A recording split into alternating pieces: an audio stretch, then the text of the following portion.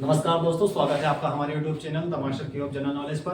दोस्तों, आज हम पढ़ेंगे सामाजिक विज्ञान कक्षा 10 का जो भूगोल खंड है एनसीईआरटी का, उसका जो अध्याय 1 है संसाधन और विकास, उसको हम आगे बढ़ाते हुए जो है उसमें जो अगला टॉपिक है भूमि संसाधन का महत्व, उसको हम इस वीडियो में कवर करेंगे।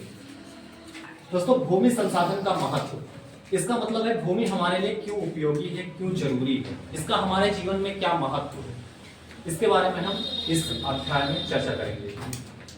हम लोग पिछले जो है 3 पार्ट इस पे कर चुके हैं, ये इसका पार्ट 4 है। तो देर न करते हुए हम स्टार्ट करते हैं। सबसे पहले भूमि संसाधन का महत्व। तो भूमि संसाधन के महत्व को निम्न माध्यम से समझा जा सकता है। कौन कौन से हैं? सबसे पहला जो महत्वपूर्ण महत्व है वो है मनुष्य के जीवन का आधार। दोस्तों, भूमि जो है मनुष्य के जीवन का आधार है। किस प्रकार आधार है? तो मनुष्य जो है अपनी जितनी भी क्रियाकलाप हैं, चाहे वो कृषि हो गया, चाहे वो दुकान हो गया, चाहे वो व्यवसाय हो गया, या कोई खनन हो गया, या कोई अदर चीज क्रियाकलाप हो गई, वो सारे कहां करता है? भूमि पर ही करता है। तो इस प्रकार मनुष्य के जीवन का आधार ही क्या है? भूमि है। अगला जो महत्वपूर्ण महत्व है वो है आर्थिक विकास का आधार। आर्थिक विकास का आधार मनुष्य धन अर्जन या संपत्ति अर्जन के लिए जितने भी क्रियाकलाप करता है वो सब क्या आर्थिक विकास के आधार के अंतर्गत आता है। आर्थिक विकास का आधार यानी हमें पैसा कमाना है तो उसका आधार क्या होगा? तो उसका आधार में भी भूमि एक महत्वपूर्ण आधार है। जैसे जितने भी प्राकृतिक संसाधन हैं वे हमें जो है भूमि से ही प्राप्त होते हैं। भूमि से कैसे प्राप्त होते हैं? जैसे वन, अगर हमें कोई लकड़ी से संबंधित अगर कोई व्यवसाय करना है तो हमें किसकी ओर देखना पड़ेगा? जंगलों की ओर देखना पड़ेगा, वन की ओर देखना पड़ेगा। अभी आप लोग जो है बेंच पर बैठे हुए हो, ये बेंच किस चीजों से बनी? लकड़ी से बनी हुई। तो ये लकड़ियां कहां से आई? वनों से आई हुई। और दूसरी चीज है पहाड़, नदियां जो है हमारे जल संसाधन का मुख्य स्रोत है। दूसरी चीज है पहाड़। ये जरूरी नहीं कि पहाड़ वीरान है तो हमारे लिए उपयोगी नहीं आता है। पहाड़ को तोड़कर जो हम सड़कें बनाते हैं, घर बनाते हैं, इसमें जो गिट्टी लगती है वो पहाड़ों को तोड़कर ही बनाई जाती है, या फिर जो बजरी हो गई वो सब पहाड़ों को तोड़कर ही बनाई जाती है। तो इस प्रकार पहाड़ भी हमारे प्राकृतिक संसाधन के अंतर्गत आ जाते हैं। दूसरी चीज है मैदान पे हम लोग क्या करते हैं? कृषि करते हैं। तो वो भी एक प्राकृतिक संसाधन ही हो गया। सभी जीव क्या हो गया? एक जैव संसाधन हो गया।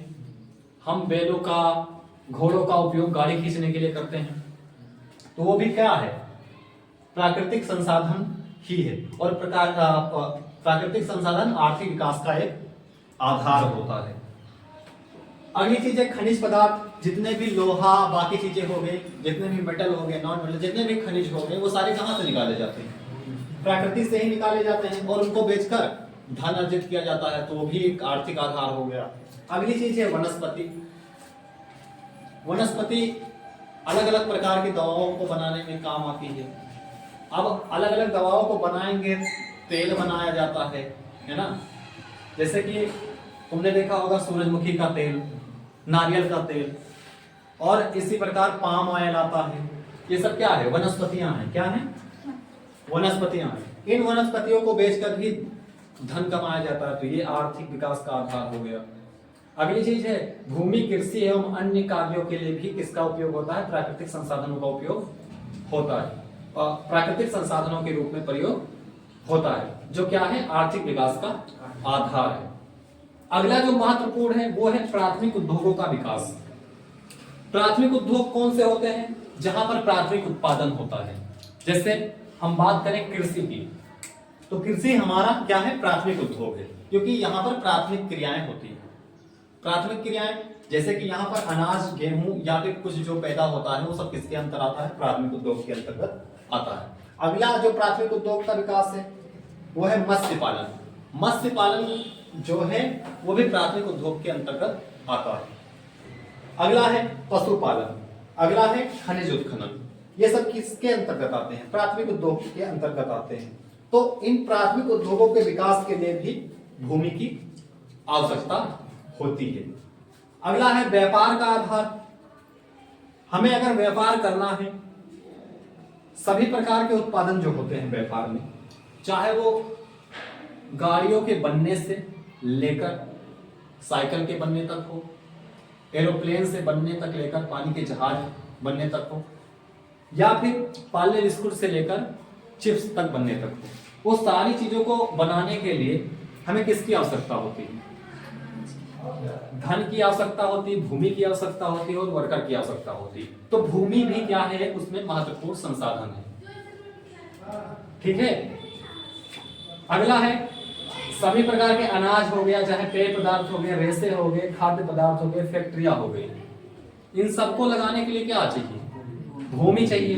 तो एक प्रकार से हम कह सकते हैं व्यापार का भी आधार क्या है?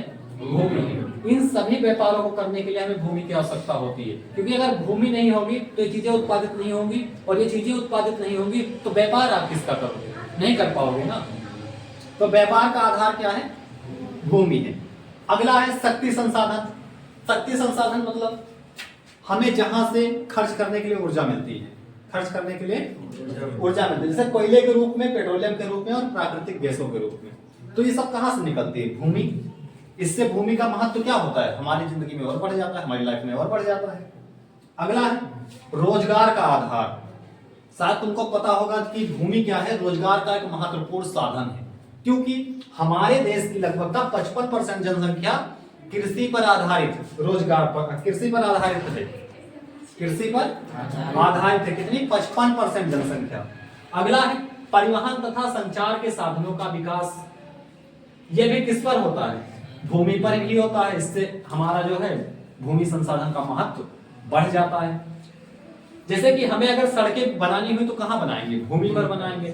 हमें अगर रेल पटरियां बनानी हुई तो कहां बिछाएंगे? भूमि पर। भूमि पर। हमें अगर एयरपोर्ट बनानी हुई तो कहां बनाएंगे? भूमि पर बनाएंगे। तो इस प्रकार भूमि संसाधन का महत्व बढ़ जाता है। तो इतने सारे महत्व, अगर हम एक तरफ से देखें तो मनुष्य के जीवन का आधार भी भूमि है, आर्थिक विकास के आधार का जो है आधार भूमि है, प्राथमिक उद्योगों के विकास जो होता है कहाँ होता है? भूमि पर होता है। अगला है व्यापार के आधार, व्यापार का जो आधार है वो भी क्या है? भूमि है। अगला जो है शक्ति संसाधन, वो भी हमें कहां से मिलता है? भूमि से मिलता है। अगला है रोजगार का आधार भी भूमि है। जितनी भी फैक्ट्रियों में भी काम करते हैं, सरकारी नौकरी करने वाले भी हो, वो कहां पर रहकर करते हैं? भूमि पर ही करते हैं। अगला है परिवहन तथा संचार के साधनों का विकास भी भूमि पर ही होता है। इस प्रकार ये हमारी भूमि संसाधन का महत्व है। अगर भूमि ही नहीं होगी तो कुछ नहीं होगा। अब हम आगे पढ़ेंगे भूमि निम्नीकरण एवं संक्षारण। भूमि निम्नीकरण एवं संक्षारण, जिसका अर्थ है कि भूमि को नुकसान पहुंचना। नुकसान पहुंचना मतलब भूमि, एक हिसाब से भूमि के अंदर क्या होता है? अपशिष्ट पदार्थों को मिलाते जाते हैं, मिलता जाता है, और भूमि क्या होती है? जिसके परिणाम स्वरूप क्या होता है? भूमि क्या बन जाती है? अनुपजाऊ भूमि में परिवर्तित हो जाती है। अनुपजाऊ भूमि में परिवर्तित हो जाती है, और इसी परिवर्तित जो ये भूमि अनुपजाऊ भूमि में परिवर्तित होती है, उसी को बोलते हैं भूमि निम्नीकरण एवं संक्षारण। भूमि को नुकसान कैसे पहुंचता है? तो भूमि को नुकसान पहुंचता है अपशिष्ट भूमि में परिवर्तित होने पर। अब अपशिष्ट भूमि में कैसे परिवर्तित होती है कोई भूमि? जो ये अपशिष्ट भूमि होती है, यही क्या होती है? निम्नीकृत भूमि होती है,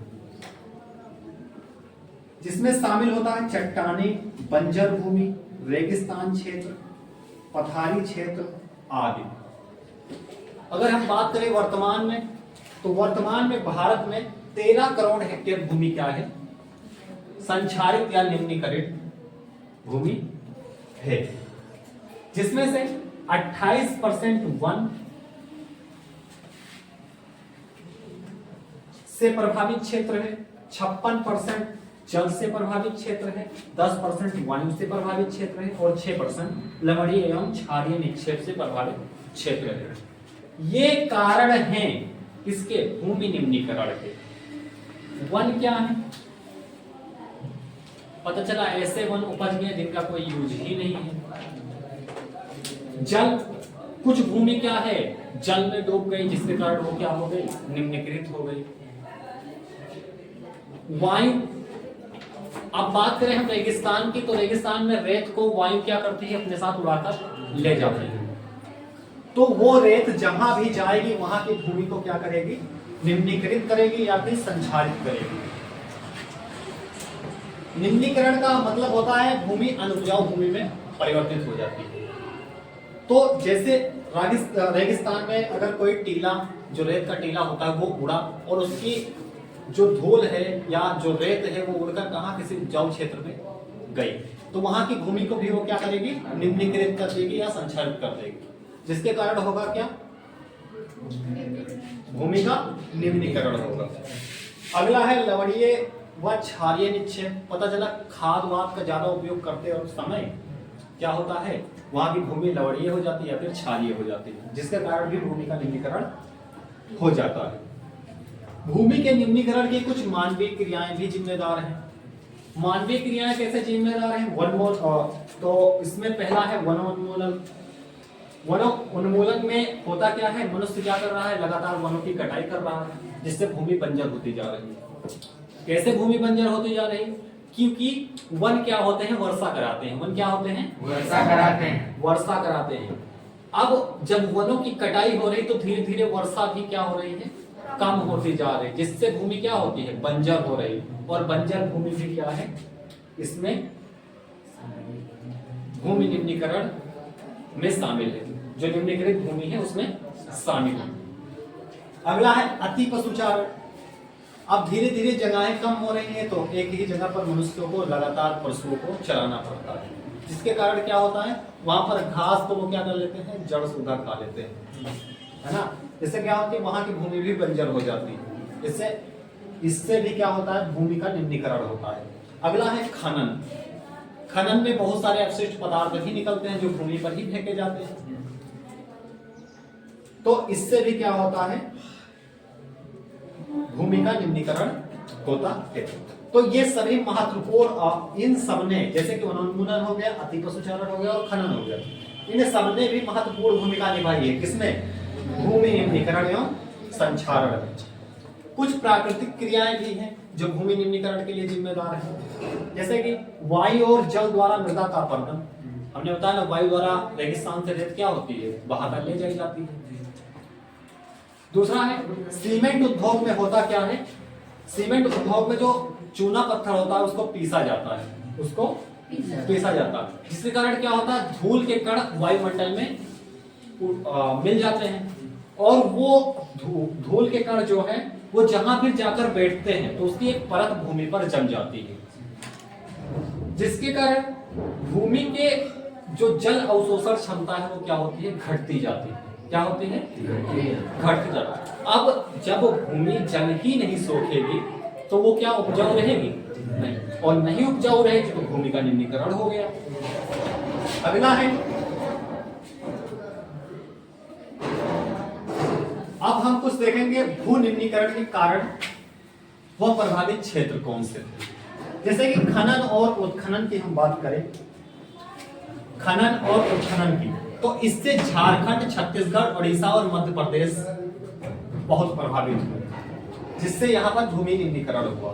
क्योंकि लगभग खनन का काम यहीं पर ही होता है। सबसे ज्यादा कोयले की खान कहाँ है, झारखंड में, छत्तीसगढ़ में। उड़ीसा खनिजों का भंडार है, मध्य प्रदेश भी खनिजों का भंडार है। अगला है अतिचारण के कारण कहाँ कहाँ हुआ, तो जानवर सबसे ज्यादा पंजाब एवं हरियाणा और उत्तर प्रदेश में पाले जाते हैं, तो यहीं पर क्या हुआ, जानवर, चारागाहों में जानवरों का ज्यादा चारण हुआ, तो इससे कारण क्या हुआ, भूमि का निम्नीकरण हुआ। अगला है औद्योगिकरण। क्या है, औद्योगिकरण। गुजरात, राजस्थान एवं मध्य प्रदेश में भारी मात्रा में औद्योगिकरण हुआ। दूसरा है महाराष्ट्र। क्या है, अगला है महाराष्ट्र। महाराष्ट्र में भी क्या हुआ, बहुत ज्यादा औद्योगिकरण हुआ, जिसके कारण क्या हुआ, भूमि का निम्नीकरण हुआ। अगला है, अच्छा होता क्या है, औद्योगिकरण के कारण मृदा में जल स्यंदन हो जाता है। जल स्यंदन क्या होता है, जो भूमि के पास जल को फिल्टर करने की क्षमता होती है, वो क्या होती है, धीरे धीरे खत्म हो जाती है। क्यों खत्म हो जाती, क्योंकि उद्योगों से निकलने वाला जो कचरा है वो धीरे धीरे भूमि में मिलता चला जाता है, जिसके कारण भूमि की जो जल को फिल्टर करने की क्षमता होती है वो समाप्त हो जाती है। अब हम आगे जो पढ़ेंगे वो होगा हमारा भूमि निम्नीकरण के उपाय। आखिरकार भूमि निम्नीकरण तो हो गया, लेकिन इससे बचने के भी कुछ उपाय होने चाहिए। तो इससे बचने के जो उपाय हैं वो हैं, सबसे पहले वनोरोपण व चारागाहों का उचित प्रबंध किया जाए। अगर हम वन लगाएंगे तो वन क्या करेंगे, इससे क्या होगा, वन से बरसात या बारिश अधिक बढ़ जाएगी, जिसके कारण अधिक से अधिक भूमि बंजर से फिर से उपजाऊ बन जाएगी। चारागाहों का उचित प्रबंध, इसका मतलब ये है कि जो चारागाह सूख गए या बंजर हो गए उनको फिर से हरा भरा किया जाए। दूसरी चीज है पेड़ों की रक्षक मेखला, अर्थात जो पेड़ों को जकड़ कर रखती है उस मिट्टी और पशु चारण पर नियंत्रण किया जाए। हमें पेड़ जो है उनकी ज्यादा कटाई नहीं करनी चाहिए, क्योंकि उनको वो क्या करते हैं, भूमि को जकड़ के रखते हैं, उनकी जड़ें क्या करती है, भूमि को जकड़ के रखती है। और पशु चारण पर नियंत्रण मतलब कि जो घास होती है वो भी क्या करती है, वो भी मिट्टी को पकड़ के रखती है, जिससे मिट्टी का अपरदन नहीं हो पाता, जिसके कारण भूमि का निम्नीकरण नहीं होता है। अगली बात है रेतीले टीलों पर कांटेदार झाड़ियां लगाकर स्थिर बनाना। अर्थात रेगिस्तान में जो रेतीले टीले होते हैं उन पर जो है झाड़ियां लगा दी जाएं, जिसके कारण वे जो है टीले जो है स्थिर बन जाएं, वे हवा उनको उड़ाकर कहीं और ना ले जा पाए। अगला है भूमि कटाव की रोकथाम, अर्थात कोई जहां पर भूमि कटाव हो वहां पर पेड़ पौधे ज्यादा से ज्यादा लगाए जाए, जिससे भूमि कटाव में रोकथाम हो सके। फिर अगला है बंजर भूमि का उचित प्रबंध किया जाए, उसको हरा भरा किया जाए, किसी भी प्रकार से टेक्नोलॉजी का प्रयोग करके, प्रौद्योगिकी का प्रयोग करके उस पर फिर से पेड़ लगाए जाए। भूमि प्रदूषण को कम करना,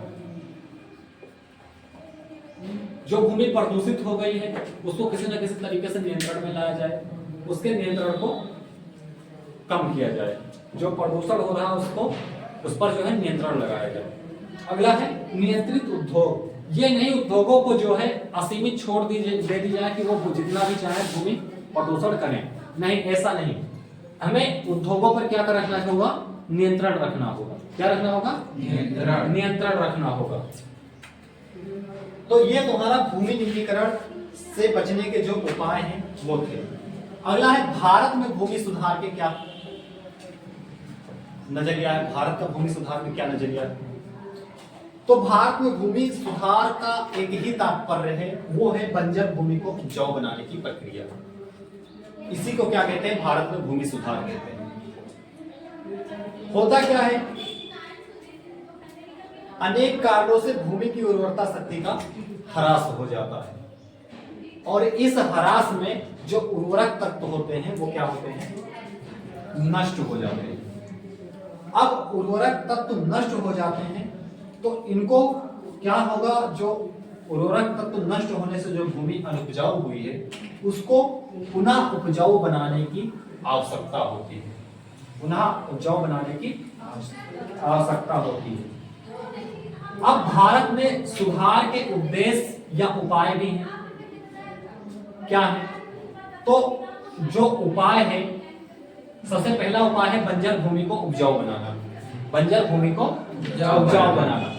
दूसरा उपाय है वृक्ष एवं वनस्पति रहित भूमि पर वनीकरण, यानी जो भूमि बंजर पर पड़ी हुई है या जिस पर कोई भी पेड़ पौधे नहीं उग रहे हैं वहां पर क्या किया जाए, वृक्षारोपण किया जाए और ज्यादा से ज्यादा जंगलों को बढ़ाया जाएगा।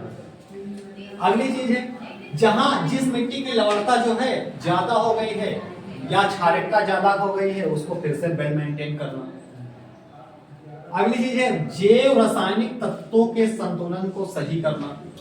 जैव तत्व जैसे कि केचुआ छुआ है ना, केचुआ हो गया, बाकी जो अर्थवार्म हो, केचुआ हो गया, और जो राइजोबियम हो गया, इन सबके, और जो रासायनिक जैसे खाद डालते हैं हम लोग, रासायनिक खाद डालते हैं, इनके संतुलन को क्या करना, संतुलित करना। ये भारत में भूमि सुधार के उद्देश्य है। भारत में भूमि सुधार के उद्देश्य है। अगला है, भारत में जो है भूमि सुधार के कुछ कार्यक्रम भी चलाए गए। जैसे पहला कार्यक्रम था बंजर भूमि विकास कार्यक्रम, दूसरा था वृक्षारोपण कार्यक्रम, तीसरा था रेगिस्तानी भूमि विकास कार्यक्रम, अगला था खारी भूमि विकास कार्यक्रम। ये सारे भारत में भूमि सुधार के लिए चलाए गए कार्यक्रम थे।